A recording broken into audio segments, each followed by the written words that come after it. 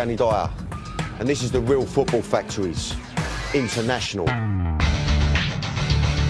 played Tommy Johnson in the film The Football Factory, which was all about football violence. Fucking nutters. Then I travelled the UK and met the real football firms. Now, I'm going international. 9 countries in 2 months. Around the hooligan world in 60 days. A whole new level of football violence. We'll be in riots. We'll get tear gassed, chased, and even shot at. It's going to be quite a trip.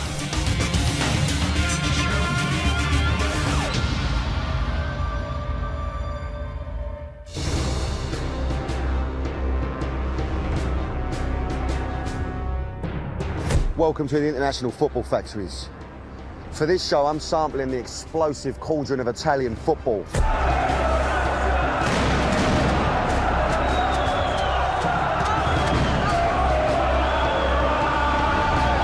I mean, this country lives and breathes football.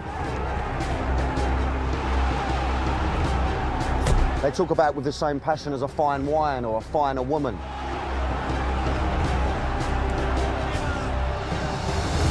In the stadiums, the ultras rule. The modern-day Italian gladiators.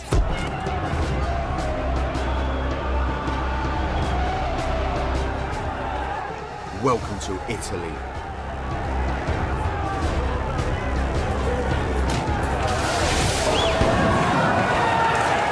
For this show, I'm travelling deep into the world of the Italian ultras. Italy is a beautiful country, full of culture, full of passion. But when it comes to the beautiful game, there's a fine line between passion and violence.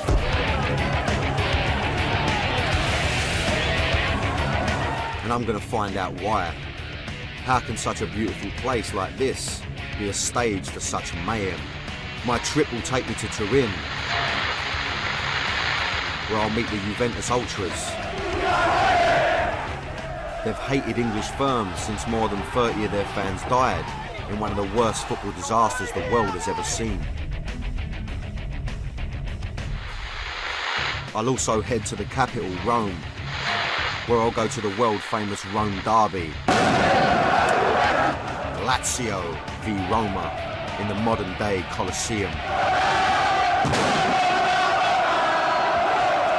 You know, I haven't experienced nothing yet. Italian ultras are often confused with British hooligans, but they're different. Ultras are not just about violence, they're about displaying their passion.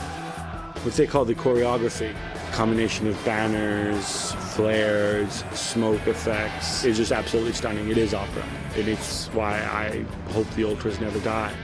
But for some ultras, this passion boils over into clashes about respect and defending your club colours.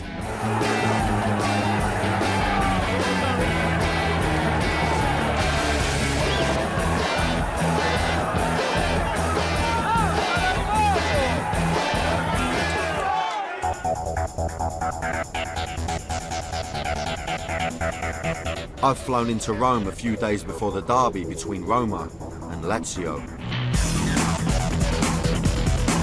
And it's not easy to enter this closed world of the ultras. No one seems to have seen the football factory over here, so I don't think that's going to help me. But to my surprise, our local fixer used to be an ultra. Okay, every country I've been to, we get what's known as a fixer, somebody that, you know, knows their way around, somebody that speaks the language, somebody that's in the know. Now, they're all very kind of straight goers usually. I've come to Italy. This is my fixer. His name's Fabiano. He used to run with the Juve lot. He's a proper geezer. I want to just ask him a few questions. Fab, I just want to ask you straight away. Yeah. What is an ultra? Ultra comes, the words come from oltre in Italiano, so it means beyond the limit.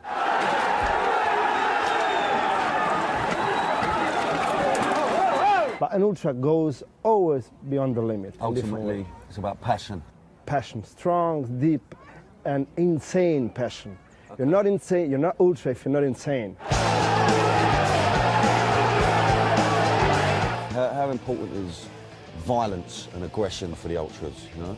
But we don't think about what is important. We just think that who we are, the flag we represent. We go on an away game, mostly the fans meet rivals.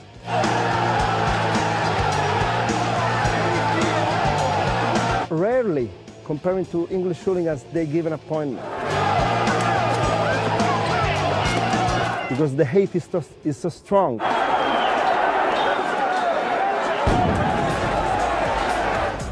Fabiano's ultra days are long gone. He still supports Italy's biggest club, Juventus. They have some of the most notorious ultras in the country.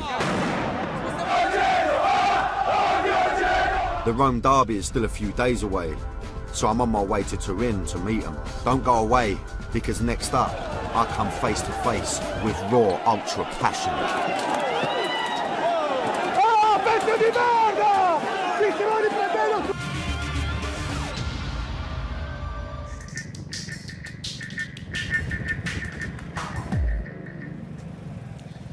Welcome back to the International Football Factories and to Turin, home of Juventus, the most popular club in Italy.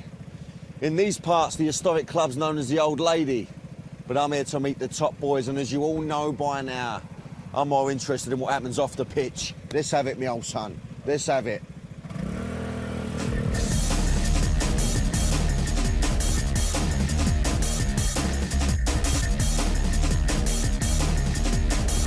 Juventus is the Italian club you love or hate. It's the most successful in Italian league football. Campioni, campioni, campioni! And in a similar way to Man United in Britain, it has fans the length and breadth of the country. Tonight, I'm meeting one of their most feared ultra groups, the Drughi. They're named after the ultra-violent gang, the Drugs, from cult film Clockwork Orange. But that's not the reason I'm nervous about meeting them. They have a deep hatred of English firms, born out of one of the darkest days in football history.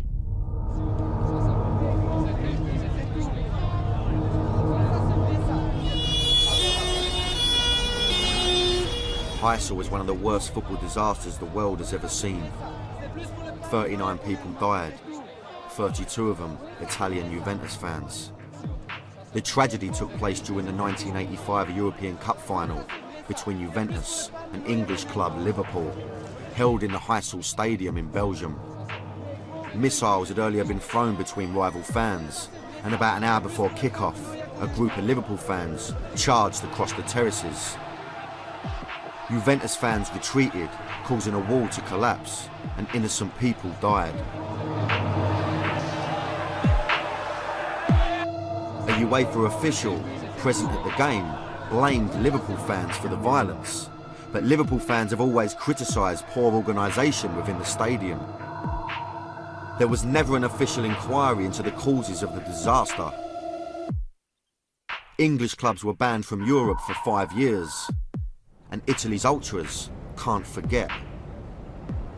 Yeah, it's still a very, very raw and open wound. The ultras, if they see themselves as the defenders of the real fan, I think what happened at Heysel, it just falls completely into their mindset to see them as the people who almost need to take vengeance for it.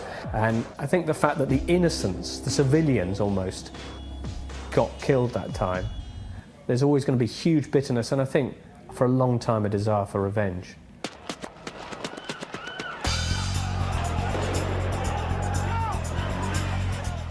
In 1990, the World Cup was staged in Italy. England played in Turin, and the city's ultras saw it as a chance for revenge.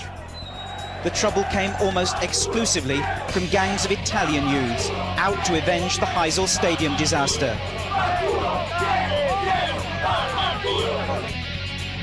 And in 2005, Juve faced Liverpool in the Champions League, the first time the teams had met since the disaster. And Juve's ultras were waiting.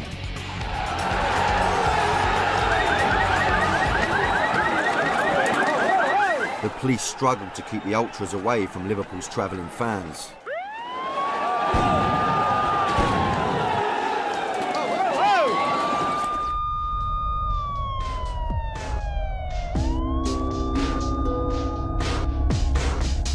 More more than 20 years on, Juve's fans are still affected by the events of that day. The Drughi formed in the wake of the tragedy. At the time of Heysel, they had an English name, the Black and White Supporters. But after Heysel, they changed it to Italian and eventually became known as the Drughi.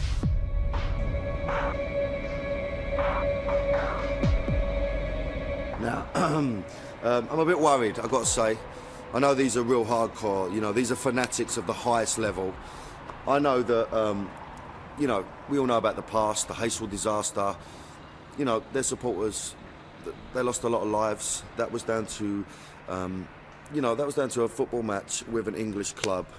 And I don't know what sort of reaction I'm going to get, you know. This is in the back streets of Turin, you know. We're just going to go in, see what's going to happen, see what the vibe is. Hopefully it's going to be sweet, you know. Let's see what they've got to say. We met in the Drughi's bar. Everywhere there were images of the Drugs, the violent gang they're named after.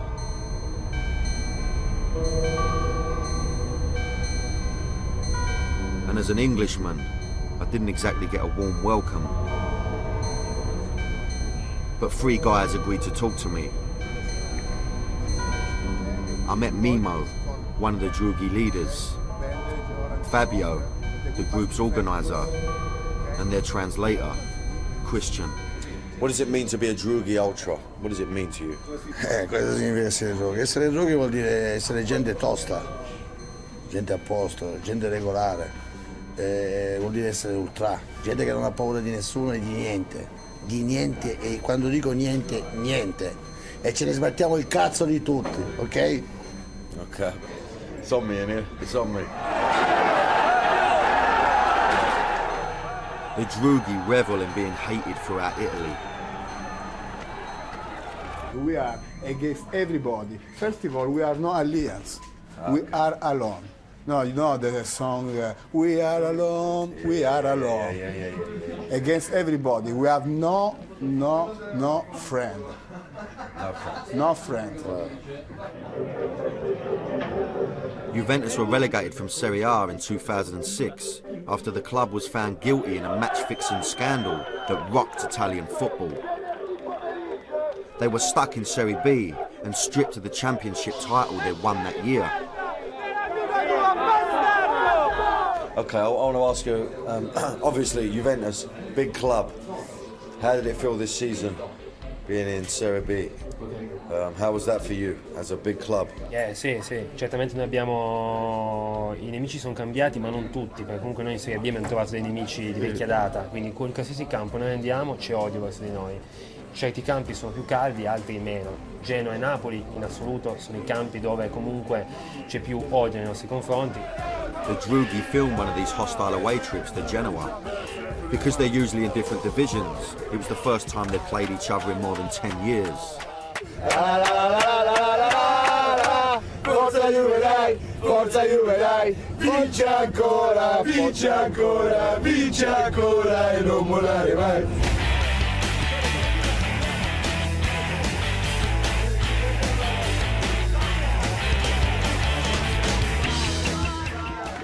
Turin and Genoa are both in the north of Italy. They're traditional rivals, and everyone expected an explosive match. Can you tell me a little bit about what happened with Genoa this season? Has there been a lot of violence? Piccola trasferta proprio. No, genovani merde.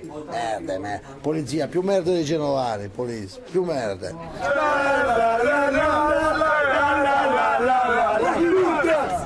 Because of their violent reputation, a police escort travels with them to away games. Ci hanno fatto allungare sti bastardi di 50 km, ci hanno fatto arrivare a partita iniziale sti puttani qua. Già quando siamo arrivati avevamo incazzato, c'avevamo due coglioni così.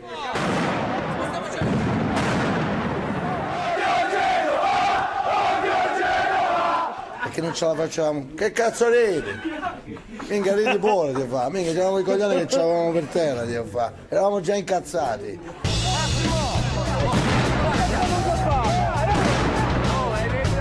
When they finally got into the ground, a reception committee wound them up even more. They received a barrage of abuse from Genoa fans over the Juve match-fixing scandal. Aveva offerto anche un grottesco prologo di striscioni e un assordante urlo, ladri all'ingresso delle squadre in campo. Quando siamo arrivati là abbiamo combinato di tutto, abbiamo spaccato tutto.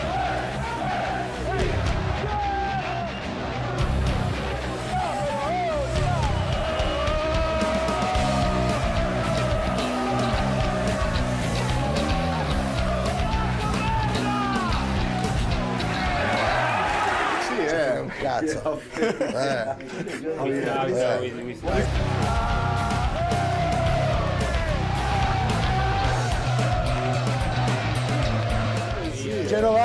Genovani, solo police.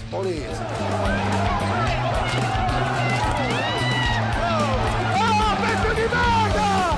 Ti stiamo riprendendo tu! Cazzo, ok, ma non vuole.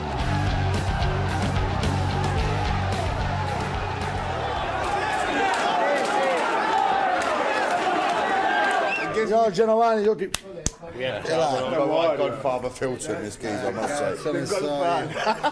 Even though I'm English, I thought we were getting on fine. They started to open up to me, but that was about to change. 20 years after the Hazel disaster, how do you feel? How do you feel about that? Is it still very sore? Is it still hurt? Do you still hate? Sì. Do you blame all English hooligans or just Liverpool? Ok. Se tu noi odiamo. In particolar modo abbiamo un odio particolare per quelli del Liverpool. Sì, in modo particolare, cioè per tutti gli inglesi, anche per voi che siete qua. Però insomma va bene così stasera, per l'intervista. Anche per voi. Gli inglesi tutti, dall'A alla Z, a destra e a sinistra. E anche per voi. It was 20 years since Heysel, but the Drugi had not forgotten, and most definitely not forgiven. And I doubt that will change, ever.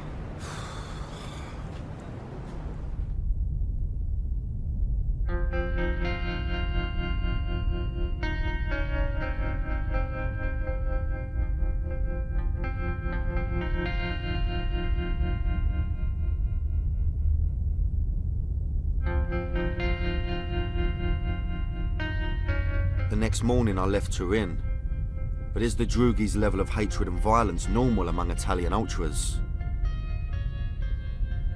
What about a smaller club without the same tragic history?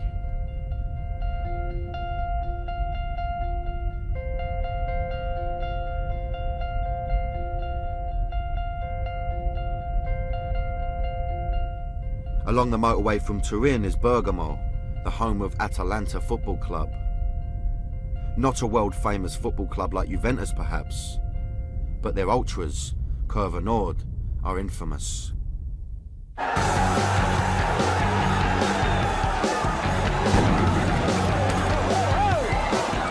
They glorify in their status as underdogs, and they've got a close bond with their club and community.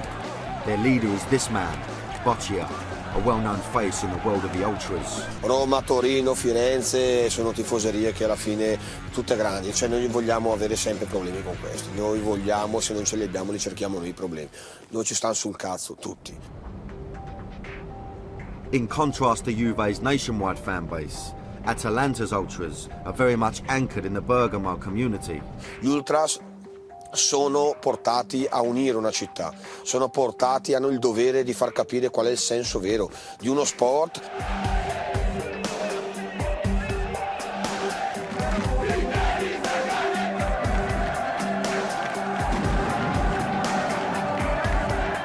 Atalanta's ultras think Italian football is being corrupted by richer clubs from the big cities.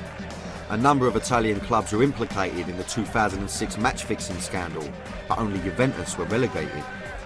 Perché il calcio oggi è veramente uno schifo, ma la passione vera è ancora tramandata nelle nostre case e noi finché esisteremo la porteremo avanti fino alla fine.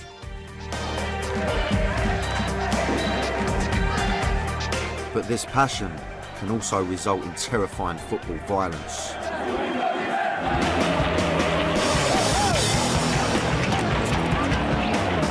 Lo scontro nasce, te l'ho detto prima, non da una delinquenza, non nasce da quello, nasce da una passione E poi in quello c'è la voglia, e la mia droga è quella di picchiarmi con ultras di qualsiasi altra squadra. L'avversario, fargli capire che qua comunque non c'è possibilità per te di fare il galletto.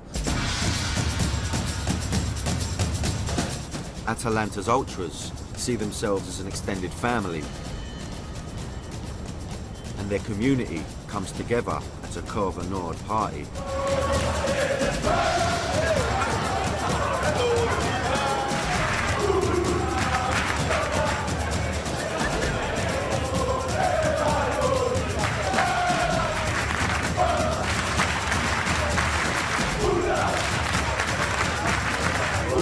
But how do they reconcile this community spirit with the inherent violence of the ultras?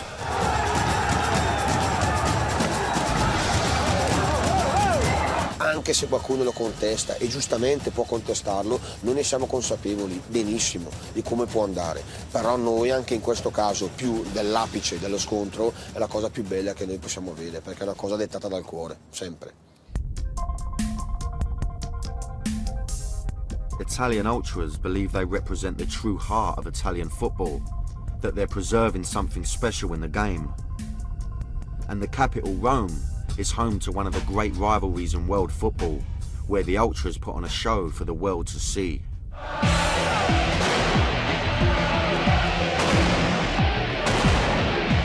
After the break, I'm back in Rome for one of the major events of the Serie A calendar, the Rome derby, Lazio v Roma. And I got one of the hottest tickets in town.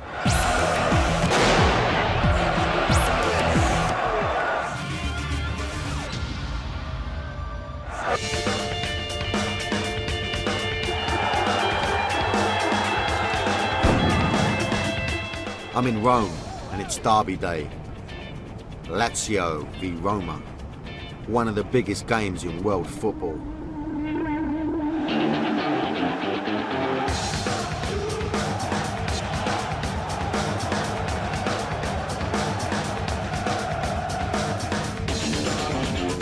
This city is a hotbed of football passion,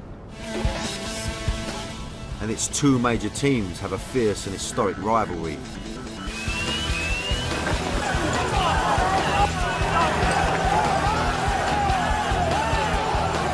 Roma are traditionally the team of the urban working class. Lazio's stronghold has been the more affluent middle-class suburbs. For decades, they've clashed in and around the Stadio Olimpico, the stadium they share.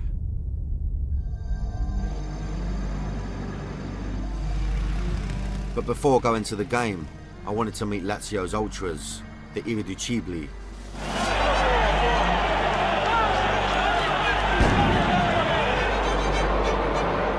They were formed in 1987 and are more than 6,000 strong. They have a right-wing reputation. Fascist symbols have been frequently seen on the terraces. In 2005, Paolo Di Canio, a former Lazio ultra who became an iconic player for the club, was pictured doing a Roman salute to the Lazio fans. This fascist image shocked the football world.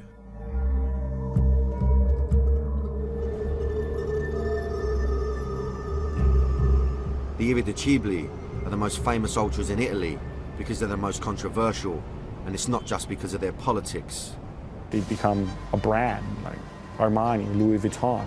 They make these wonderful jumpers that say Irriducibili on them, which are more popular than the ones that say Lazio on them. So I think there's a level of resentment from some of the other ultras groups. They're seen as sellouts. I wanted to meet one of the leaders of the Irriducibili, Fabrizio Toffolo, but that was going to be a problem. At the time of filming, Fabrizio and 3 others were in prison facing charges of intimidation and attempted extortion. They had backed a plan to overthrow the Lazio president. The president had cancelled Irriducibili privileges, 1,000 season tickets and money for choreographies, which the club had paid for in the past. I think if you wanted to find an example of ultra power run mad, it'd be hard to find a better example than the Irriducibili. The arrests were the big talking point before the derby, and there was one place, it was the sole topic of discussion. Comunque credo che sia importante la liberazione dei 4 ragazzi. The Irreducibly's own radio program. Perché non meritano di stare lontano dalle loro famiglie. It's called Voice of the North Stand, named after the Lazio terrace in the Stadio Olimpico, and broadcast across the city. Nella tifoseria della Lazio sia in trasferta che in casa non è mai accaduto niente. It's presented by Gianluca Trione. Irriducibili, una parola che significa praticamente persone che non si arrendono mai o che comunque non si riescono a ridurre, quindi The radio program is a forum for the ultras to dispute the claims of attempted extortion leveled against their leaders. Secondo noi non è vero, poiché i ragazzi hanno agito alla luce del sole, tra l'altro parlando per radio, facendo interviste. Si credeva e si sperava che la Lazio potesse andare a stare meglio, solo questo è il motivo. E per questo la tifoseria laziale non fa più il tifo da inizio del campionato. Since the arrests, Lazio's ultras had held a silent protest inside the stadium. It's not unusual for Lazio's ultras to flex their muscles in this way. They like to show their power, and a silent protest means no singing and no chanting on the terraces. Complete silence. But tonight was the Rome derby, and that silence was about to be broken. Even from his prison cell, Fabrizio Toffolo addressed his ultras on the eve of the derby. A letter from him was read out on air. E vi invito a tornare a tifare in questa occasione, tifando a squarciagola per la maglia, solo per la maglia e l'amata Lazio. A voi vi chiedo in segno di gratitudine che in questa nostra battaglia e giorni difficili è andata oltre la fede calcistica, e parliamo dei romanisti, di tifare solo ed esclusivamente la nostra Lazio. Lazio's ultras had been given their orders, and in just a few hours' time, I was going to be in the middle of the action.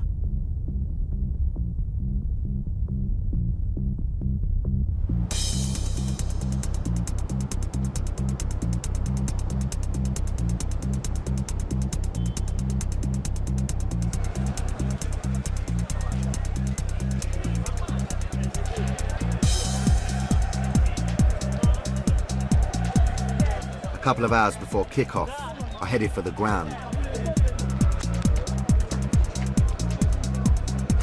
The derby atmosphere was already building.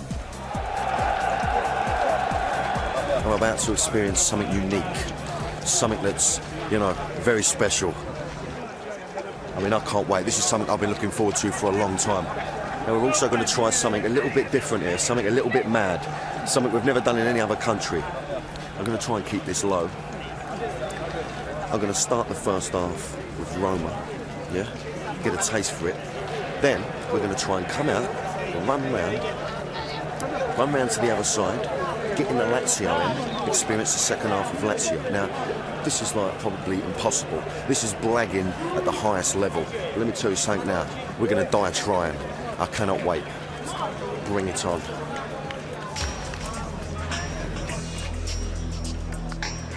But before my plan could kick into action, I had to meet Roma's ultras group, the Boys. The Boys formed in 1972, making them Roma's oldest ultras group. They're also right-wing, and they have their own place on the middle of the Roma terrace, where only they can stand, and where I hope to join them for the first half. Gianpaolo, one of their leaders, has agreed to meet me before the match. Right, so I'm going to go meet Gianpaolo now, who's a Roma fan, one of the top boys. He's actually banned from going in, so he usually stands outside. But I'm going to be going in with his boys, so I'm just going to go and meet him, greet him.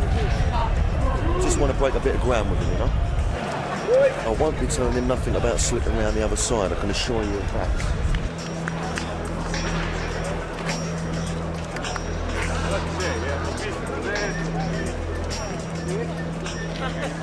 Gianpaolo, thank you, grazie, I really appreciate this. I know there's a lot of police around, I'll keep this very short and sweet. Firstly, today is a big match, and is it the ultimate battle of the ultras? It was difficult to talk outside the stadium. Gianpaolo was banned and police were everywhere, so he led us to a bar nearby for a chat. I asked him again about what would happen at the derby. sento dentro che sarà un derby particolare, ma se ti dovessi dire adesso come sarà, è un derby imprevedibile, è bello anche questo. C'è sempre stato un desiderio di prevalere, di radicare una prevalenza cittadina a livello territoriale. Quindi questo ha portato inevitabilmente, essendo anche comunque persone di strada, a volte anche a contrasti fisici.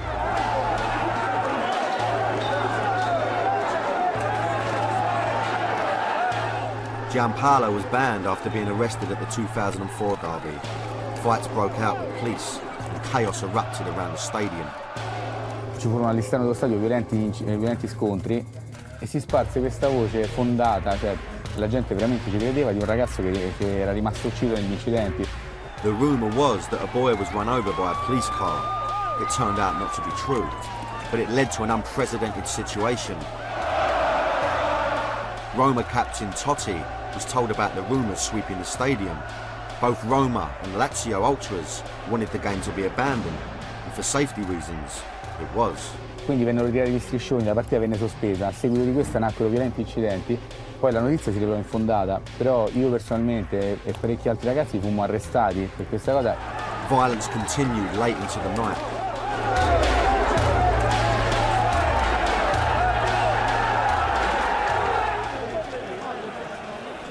Gianpaolo couldn't join me for tonight's game because of the ban, but I'm going to be a guest of his ultras, the boys, for the first half anyway. Okay, this is it at the moment. My chaps are waiting around the corner for me, yeah, they're all ready to go in. I'm mic'd up. Now, I don't know whether I'm going to get in with this mic, we don't know if we're going to get in with this camera. This is security of the highest level for obvious reasons. This is the Rome derby, you know, they don't muck about here. I'm so excited about this, I cannot explain to you. The tension, the noise from the ground's unbelievable. I've got one more thing to say. Bellissimo. Ciao.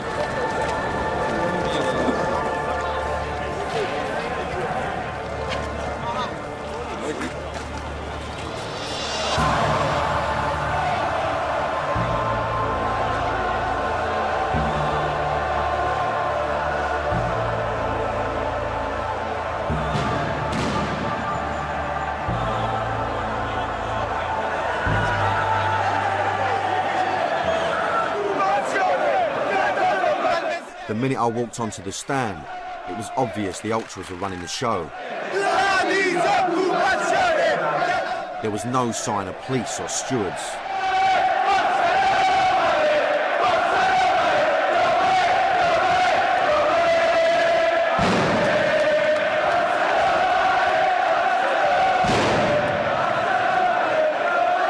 I was in the boys' own section. And it felt like a VIP area. Just minutes before kick-off, Roma legend Marco Del Vecchio arrived in our section to meet the ultras. Imagine the likes of Trevor Brooking greeting West Ham's ICF down at Upton Park.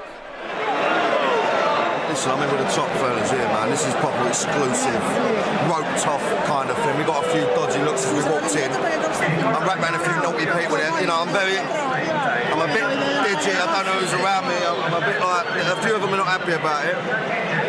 But I'm just, honestly, words cannot describe this feeling.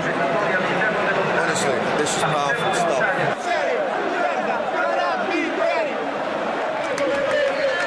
As kick-off approached, the whole place erupted.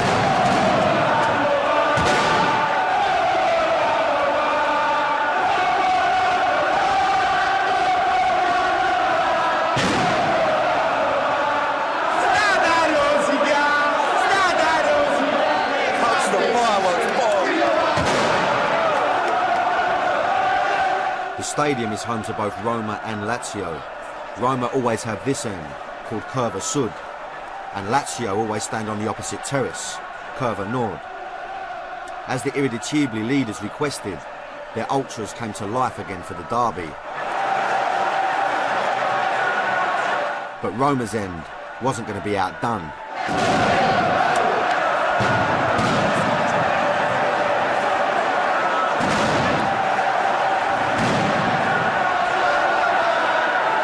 We ain't even started yet.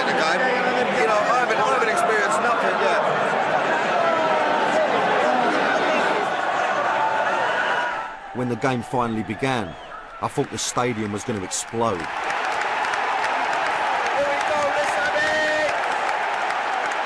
It didn't take long for there to be a standoff in a section of the stadium by the halfway line, with Roma ultras at one end and Lazio's at the other, separated by a line of riot police.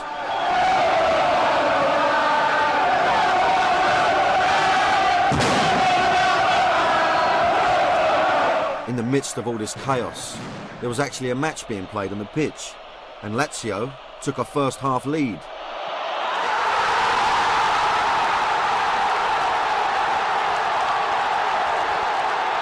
Roma's end was stunned.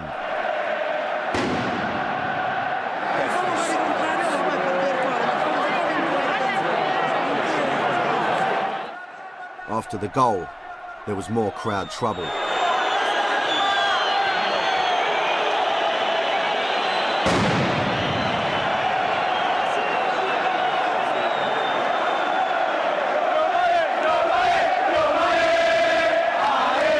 At half-time, the stadium was a cauldron of tension.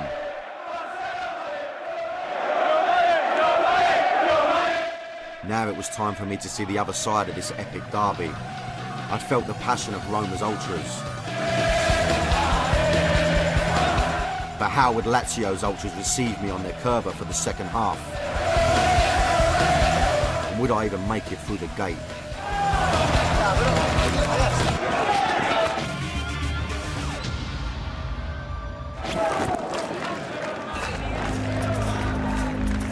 I'm in Italy, and it's half-time at the Rome derby, Lazio v Roma. I've just left the Roma end, and I'm about to try and join Lazio's ultras for the second half. As I left, it was 1-0 to Lazio. Right, okay, I'll have to slip that back on. We've slipped out, it's now half-time. Lazio just scored right at death, an unbelievable goal. What's we doing this, son? Now, we're in a bit of a mad rush here. The whole field just smashing bottles everywhere, throwing them up in the air. What's your head, man? Fucking hell, what are they doing? They were breaking bottles so they couldn't be hurled as missiles after the game. To get past security, we had to hide the camera. This is our man, this is our man. I think we're going to pull it off.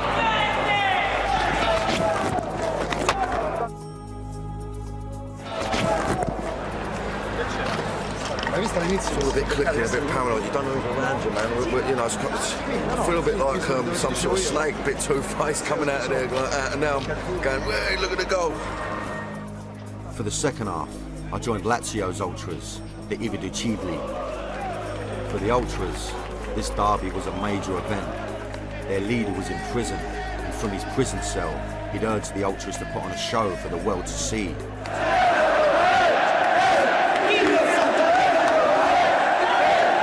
But before I could really get a feel for the Lazio end, this happened.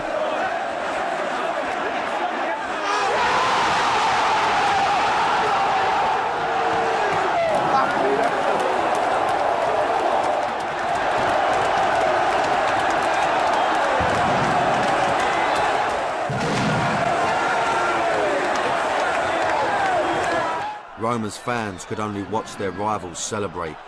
And this game's intense passion could always spill over into violence. It's kicking right off over there.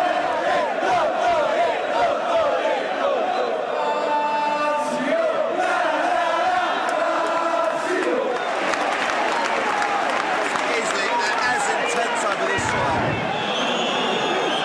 But it wasn't over yet.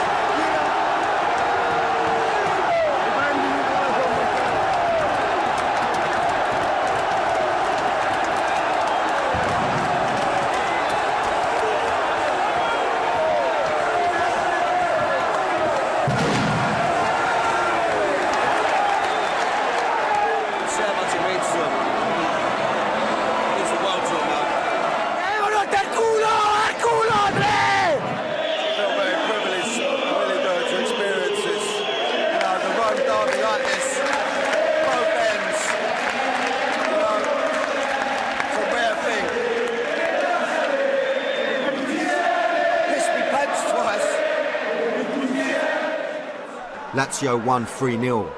Despair at one end, joy at the other.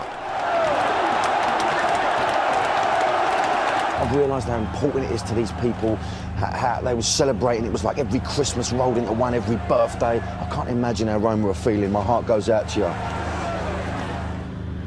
Good night.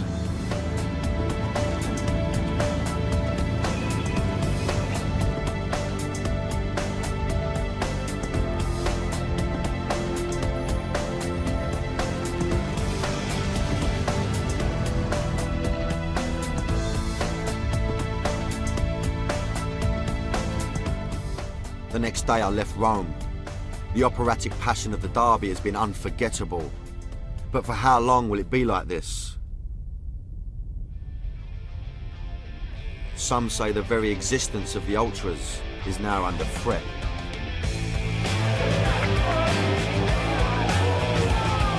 Two months later, another Italian derby, this time in Sicily, turned to tragedy and shocked the nation.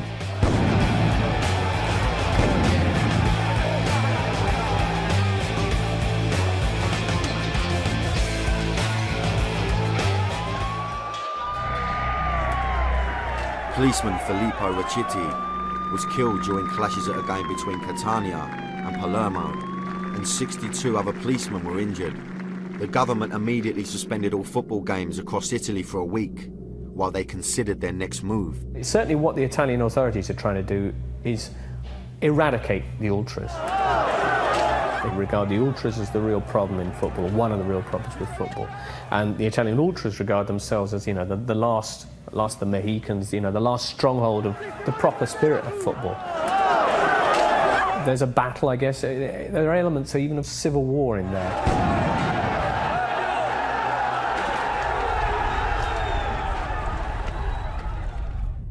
The authorities are preparing for battle with the ultras.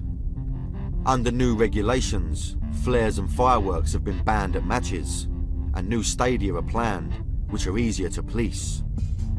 But this won't be an easy war to win.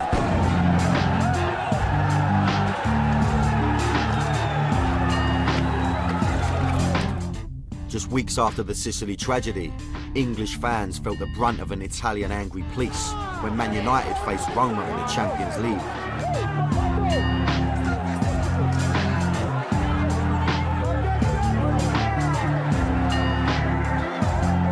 The death of Filippo Riccitti has given the police an even more uncompromising attitude.